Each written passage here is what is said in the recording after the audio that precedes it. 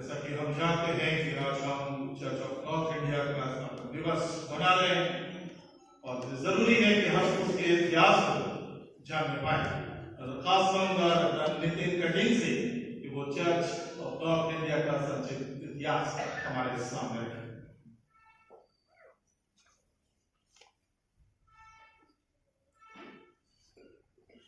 आप सभी को चर्च ऑफ इंडिया के इनॉग्रेशन के वर्षगांठ की हार्दिक शुभकामनाएं। जैसा कि हम सभी जानते हैं कि 29 नवंबर 1970 में चर्च ऑफ नॉर्थ इंडिया का इनॉग्रेशन हुआ और सीएनआई जो है एक यूनियन है 6 चर्चेस का। इसमें से ज्यादातर चीजें आपको पता ही होंगी, फिर भी कुछ चीजें ऐसे ओकेजन पे याद करना और रिमाइंड करना बड़ा जरूरी है कि 6 चर्चेस एक साथ आए और एक साथ आकर के यूनाइटेड चर्च बना। ये विश्व की दूसरी ऐसी घटना थी जब चर्चेस एक साथ आकर के यूनियन बनाया।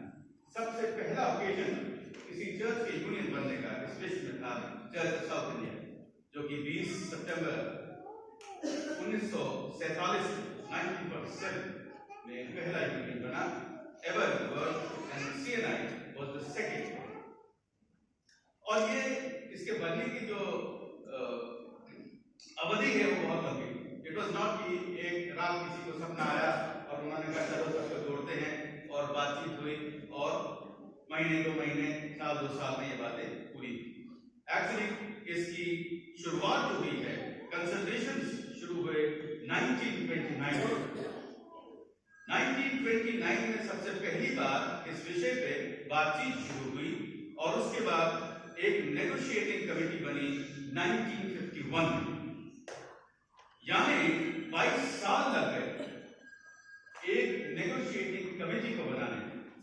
इनिशियल डिस्कशन से 22 इयर्स और उस 22 साल बाद 1951 में UCNI, CIBBC, Methodist Church in Southern Asia and Council of Baptist Churches in Northern India, ये चर्चेस इनिशियली एक साथ आए और उसके बाद 6 साल बाद 1957 में church of brethren and disciples of Christ भी जुड़ गए इन चर्चाओं में, इन डेलिब्रेशन में। और तब जाकर के 1965 में फाइनल ड्राफ्ट या 4th ड्राफ्ट प्लान तैयार हुआ इस यूनियन में।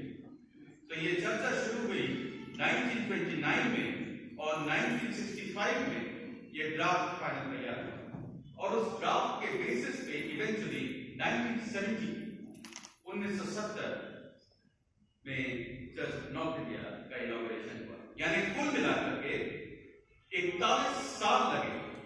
ये कोई जल्दी में लिया हुआ फैसला नहीं था। ये बहुत ही सोच समझ करके, बहुत सारी चर्चाएं करके, बहुत सारे लोगों को इन्वॉल्व किया गया। इनफैक्ट 41 इयर्स, मेरा ये मानना है कम से कम 2 जनरेशन ऑफ चर्च लीडर्स या शायद ज्यादा इन्वॉल्व हुए, तब जाकर के चर्च ऑफ नॉर्थ इंडिया का गठन हुआ।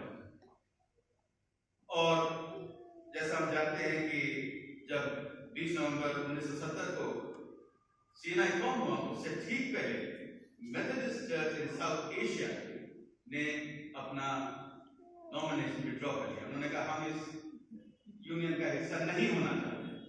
लेकिन ब्रिटिश और ऑस्ट्रेलियन मेथोडिस्ट चर्च जो है वो इस यूनियन का हिस्सा बने। सवाल ये भी आता है कि क्यों ये यूनियन बनाई, इसका कारण क्या था? जब सब चर्चेस थे ही, इस सबको एक साथ लाने का कारण क्या? कारण था मिशन। बहुत सारे चर्चेस के मिशन हिंदुस्तान में काम कर रहे थे। जैसे आप हम सभी जानते हैं कि हम में से कईयों की कलीसियां, ज्यादातर चर्चेस की कलीसियां 1970 से ज्यादा पुरानी। यानी चर्चेस मुख्तलिफ मिशनरीज और मुख्तलिफ चर्चेस के माध्यम से एस्टैब्लिश करे। और एक विचार ये था कि जब सारी मिशनरीज एक ही पर्पस के लिए काम कर रहे हैं तो क्यों एक दूसरे से कम्पीट करें? क्यों ना अपने संसाधनों को जोड़ लें ताकि एक ज्यादा बेहतर और बड़ा चर्च का mission, that was the main M कि चर्च का मिशन, जिस काम के लिए ओरिजिनल चर्चेस ने अपने लोगों को भेजा, चर्चेस एस्टैब्लिश किए, इंस्टीट्यूशंस एस्टैब्लिश किए, वो एक साथ आ सकें और उस मिशन के काम को, चर्च के मिशन को आगे ले जाया जा सके। So that was the main purpose. और आसान नहीं था, क्योंकि 6 चर्चेस अपनी अपनी थियोलॉजीज लेके, अपनी अपनी लिटर्जीज लेके, अपनी अपनी प्रैक्टिसेस, अपने ट्रेडिशंस को लेकर के एक साथ आए। हम में से बहुत सारे सीनियर पासवान बैठे हैं, हमारे सचिव साहब भी बैठे हैं। जब हम अपने चर्च चर्च जाते हैं, चाहे चर्च ऑफ नॉर्थ इंडिया का क्यों ना हो, चाहे कानपुर शहर का क्यों ना हो, तो हम देखते हैं अरे ये चीज उन्होंने फर्क है, हमारे चर्च में तो ऐसा नहीं होता। सीएनआई का पैटर्न तो वो है तो हमारे चर्च में। Now imagine these were 6 different churches coming from 6 different traditions, और इन सब के साथ बैठ करके एक सामंजस्य बनाना ये एक बहुत ही कठिन कार्य था। तो सारी थियोलॉजीज को डिस्कस करके यूनाइट किया गया, प्रैक्टिसेस को और एक साथ एक टेबल पे ला करके जोड़ा गया। तो ना सिर्फ स्पिरिचुअल यूनिटी थी, administrative unity was a bigger challenge, but they came together.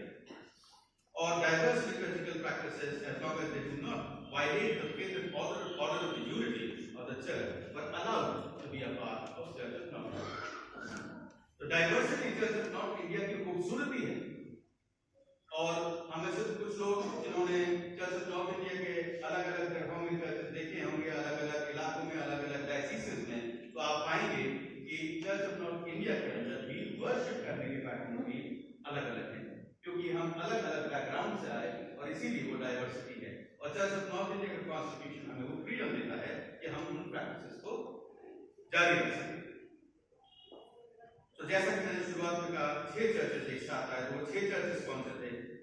सबसे पहले council of baptist churches in northern India, दूसरा था church of brethren in India, तीसरा था डिसाइपल्स ऑफ क्राइस्ट, चौथा था चर्च ऑफ इंडिया, जो कि पहले CIPBC church in India, Pakistan, Bangladesh and Ceylon इस नाम से जाना जाता था, और बाद में चर्च ऑफ इंडिया के नाम से उसका अपना विभाजन हुआ, चर्च ऑफ इंडिया के नाम से जाना गया।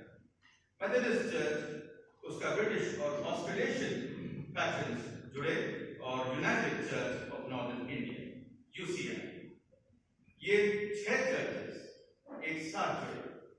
बहुत बार हमारे बीच में सुनने को मिलता है कि सब UCN का हिस्सा नहीं है, या एंग्लिकन चर्च अलग है। अगर कोई आपको इस तरह की बातें बता रहा है तो आपको वो गलत जानकारी दे रहा है, क्योंकि इस चर्चा में, इस सेलिब्रेशन में 41 साल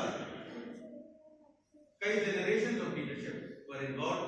तो ऐसा अगर आपको कोई जानकारी दे रहा है कि सब UCN अलग है, एंग्लिकन चर्च अलग है, अपना चर्च अलग है, उनका उद्देश्य मेरे ख्याल से ठीक नहीं होगा।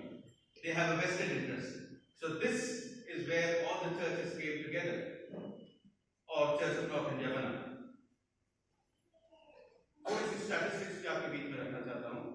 Church of North India के अंदर 28 डायसीसेस हैं।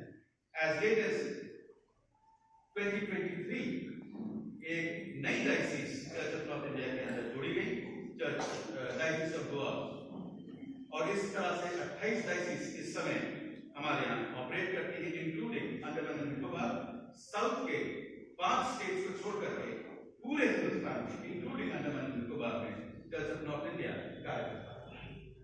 हमारे पास 2.2 मिलियन कम्युनिकेट मेंबर्स हैं church of north India, 2.2 million communicate members. 4600 churches हैं और करीब 2314 ऑर्डेन्ड मिनिस्टर्स हैं, जिसमें से करीब 61 महिलाएं हैं। महिलाओं की संख्या कम है, लेकिन we have really led the church in ordaining women as well. हालांकि Church of South India has the first episcopes from the women, but मेरे ख्याल से ordained women की संख्या CNI में ज्यादा है। और 7 theological colleges हैं, 60 medical centers and hospitals हैं, 9 nursing schools, 3 technical institutions और 564 से ज्यादा एजुकेशनल इंस्टीट्यूशंस हैं। हालांकि ये डेटा ऑफिशियल नहीं है, लेकिन इस बात का कुछ सोर्सेस से जानकारी मिली है, करीब करीब 500 से ज्यादा 550 से ज्यादा educational institutions church of north India operate करता है। फाइनली मैं इस बात से खत्म करूंगा कि church of north India is not just a United church, it is a uniting church.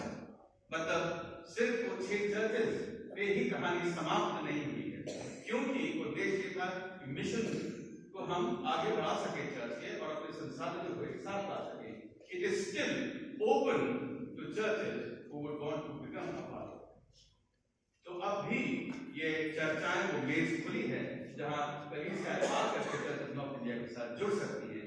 That is why it is not just a United church, it is a uniting church. तो आप सभी को मैं तहे दिल से बधाई देता हूँ, न सिर्फ ये एक कलीसिया, न एक शहर, न एक diocese, but it is much larger. और परमेश्वर, मेरा मानना है कि वो कार्य कर रहा है अलग अलग जगहों में, अलग अलग सेवाओं के माध्यम से, और it is an occasion very to celebrate a gift. आप सभी को प्रभु